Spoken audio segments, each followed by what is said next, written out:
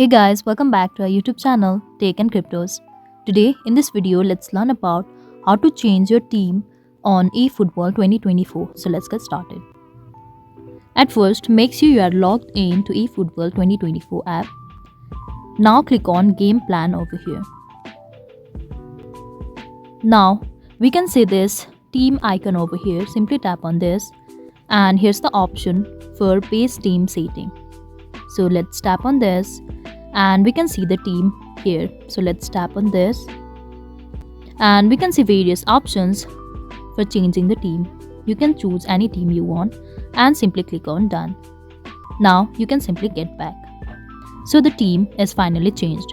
So this is all we can do to change your team on eFootball 2024. I hope you liked the video. Please do like and subscribe. Thanks for watching.